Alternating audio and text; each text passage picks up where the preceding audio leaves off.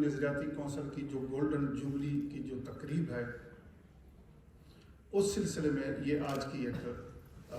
Conference منعقد کی، تو میں ان کا بہت شکر گزار ہوں کہ IUB کو یہ اعزاز ملا ہے کہ وہ وطن عزیز کی باقی جامعات سے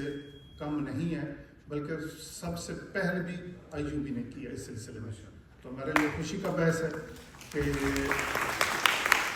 اس سرزمین پر بھاولپور کے خطے پر انہوں نے ہمارے چیئرمین صاحب کو بھی بلایا ہے اور کونسل کی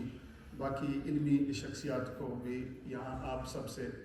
خطاب گفتگو کرنے کا انہوں نے موقع فراہم کیا، تو یقیناً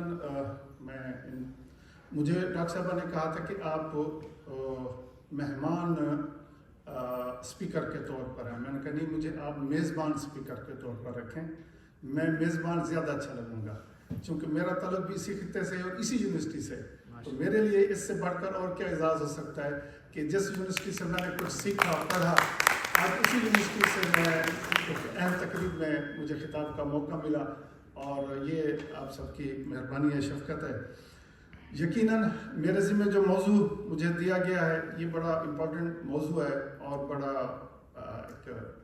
سینسٹیو ٹائپ کا بھی ہے، بڑا امپورٹنٹ ہے۔ میری خواہش تو تھی کہ ہمارے چیئرمین صاحب اس موضوع پر بات کرتے تفصیلاً ڈیٹیل سے، بہرحال چیئرمین صاحب ظاہر اوورال پوری گفتگو کریں گے،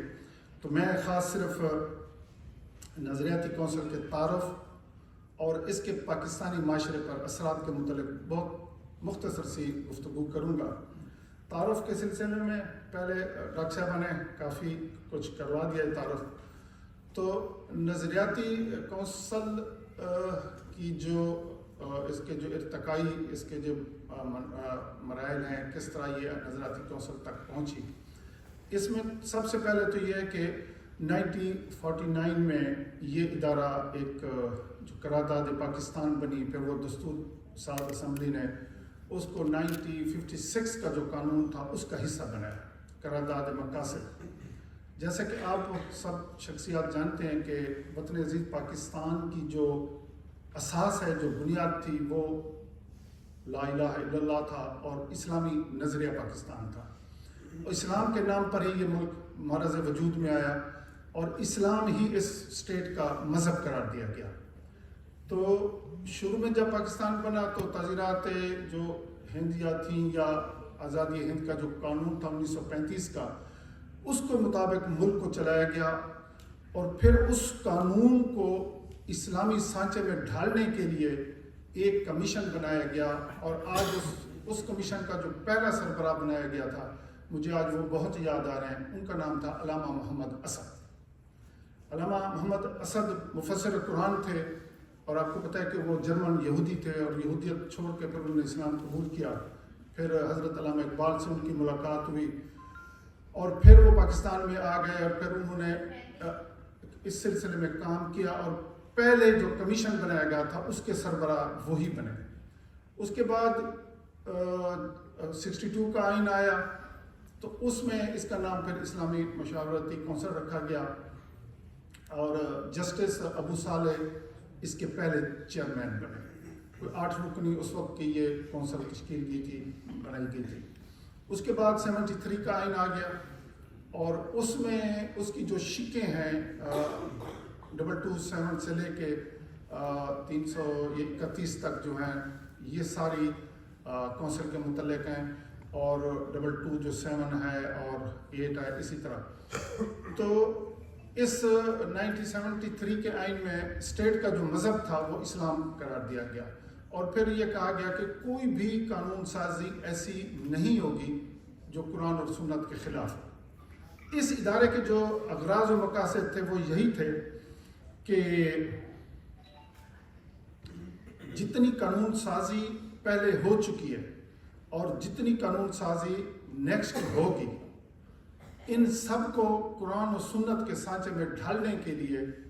یہ ادارہ پھر بنایا گیا۔ تو اس پر جس کی جو کچھ شکوار ہیں اس میں تھوڑا سا میں آپ کو آگاہ کرتا جاؤں۔ اس کی جو 227 جو شک ہے آئین پاکستان کی، وہ بتاتی ہے کہ ملک کا قانون اسلامی ہوگا اور اس قرآن و سنت سے متصادم نہیں ہوگا۔ پھر 228 آتی ہے، اس میں یہ بتایا گیا کہ یہ کونسل کے ممبران کی تعداد کتنی ہوگی اور اس کی کونسل کا ڈھانچہ کیا ہوگا۔ تو اس کی جو ممبران کی تعداد ہے وہ تقریباً 20 ہے اور تقریباً تمام مسالک کی یکساں نمائندگی ہوتی ہے۔ اس میں ایک خاتون ممبر بھی ہوتی ہے اور اس میں 2 ماہر قانون ایکول ٹو سپریم کورٹ کے جج سٹنگ یا ریٹائرڈ جج ہوتے ہیں، 2 وہ بھی ہوتے ہیں، اور 5 اس میں کوئی اسلامی اسکالر ہوتے ہیں جن کا 15 سال سے زیادہ اسلامی فلسفہ پر انہوں نے کچھ کام کیا، وہ بھی اس کے ممبر ہوتے ہیں۔ پھر یہ 20 ممبران میں سے ایک کو چیئرمین منتخب کرتے ہیں پریزیڈنٹ پاکستان۔ اس پرائم منسٹر کی ایڈوائز پر پریزیڈنٹ پاکستان ان کا تعیناتی کرتے ہیں۔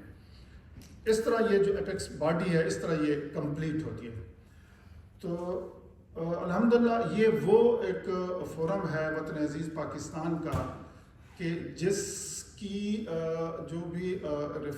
سفارشات یا ریکمنڈیشن جب بھی آتی ہیں، جس بھی سلسلے میں آتی ہیں، تو وہ تقریباً تمام مسالک کے ہاں وہ یعنی متفق ہوتی ہے۔ تقریباً کوئی کبھی کبھار کوئی تھوڑا بہت اختلاف آئے بھی تو وہ بہت کم نوعیت کا ہوتا ہے، اتنی نوعیت کا نہیں ہوتا۔ اس کے بعد کونسل کی جو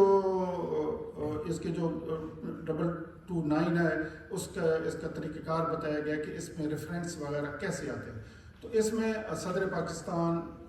تمام گورنر، تمام اسمبلیاں، سینٹ اور قومی اسمبلی اس کو ریفرنس بھیجتے ہیں۔ کوئی بھی آئینی ان کو رائے چاہیے تو اس کے لیے یہ ریفرنس کونسل کو بھیجتے ہیں۔ کونسل 15 دن کے اندر ہی اس کا ایک عبوری جواب دیتی ہے، پھر ڈیٹیل سے جو ہی کونسل کا اجلاس ہوتا ہے تو اس میں پھر یہ بقیہ جواب دیا جاتا ہے۔ اور تمام جتنے پارلیمنٹ یا ملک کے اندر جتنی ہی قانون سازی ہوتی ہے اس پر یہ ادارہ نظر رکھتا ہے کہ آیا یہ قرآن و سنت سے کہیں متصادم تو نہیں۔ یہ ایک اس کے اہداف ہے۔ اچھا، کونسل کی کچھ بڑی کامیابیاں بھی ہوئیں جن میں کونسل کی سفارشات پر جو آئین پاکستان میں امینڈمنٹ ہوئی بہت ساری ہیں۔ اس میں قانون شفا ہے، قانون قصاص ہے اور شہادت آرڈیننس ہے، اسی طرح توہین رسالت کا آرڈیننس ہے، اور پھر احترام رمضان آرڈیننس ہے، پھر عشر کا جو آرڈیننس آیا تھا، پھر اس طرح نکاح فارم کو جدید طریقے سے بنانے کا غرض بے شمار ایسی سفارشات ہیں جو آئین پاکستان کا حصہ بن چکی ہیں، اور کچھ ایسی سفارشات ہیں جو حکومت یا پارلیمنٹ، یہ ایکچولی تو قانون سازی پر پارلیمنٹ کا کام ہوتا ہے، وہاں سنجیدگی سے اس پر عمل ہو رہا ہے۔